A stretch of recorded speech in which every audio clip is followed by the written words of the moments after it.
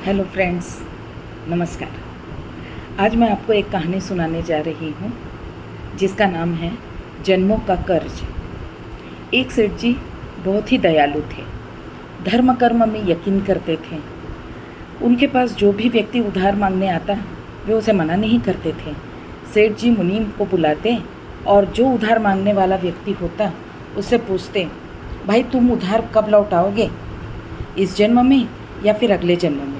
जो लोग ईमानदार होते वो कहते, सेठ जी हम तो इसी जन्म में आपका कर्ज चुकता कर देंगे। कुछ लोग जो ज़्यादा चालाक और बेईमान होते हैं वो कहते हैं, सेठ जी हम आपका कर्ज अगले जन्म में उतारेंगे।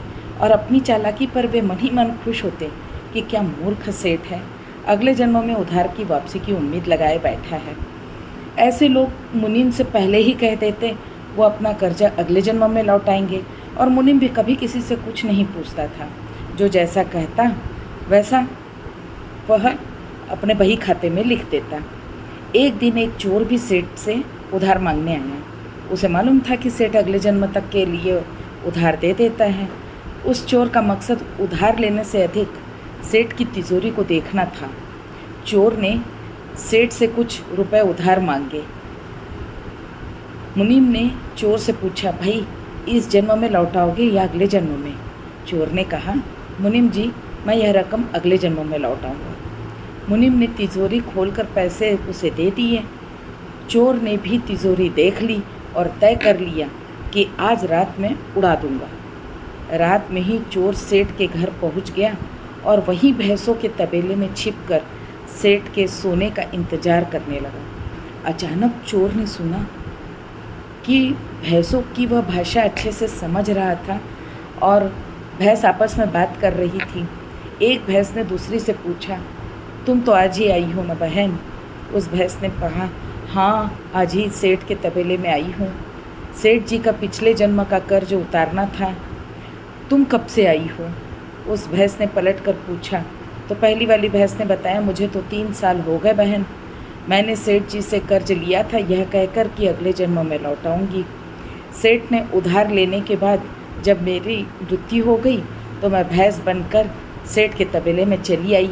अब दूध देकर जब तक कर्ज की रकम पूरी नहीं होती तब तक यहीं रहना होगा। चोर ने जब उस भैंस की भाषा सुनी, बातें सुनी, तो उसके तो होश उड़ गए और वहाँ बंधी भैंसों को देखने लगा और वो समझ गया कि उधार तो चुकाना ही पड़ता है, चाहे इस जन्म में या फिर अगले जन्म में उसे चुकाना हो। वह उल्टे ही पाँव सेठ के घर की तरफ भागा और जो कर्ज उसने लिया था उसे फटाफट मुनीम को लौटाकर रजिस्टर में से अपना नाम कटवा लिया।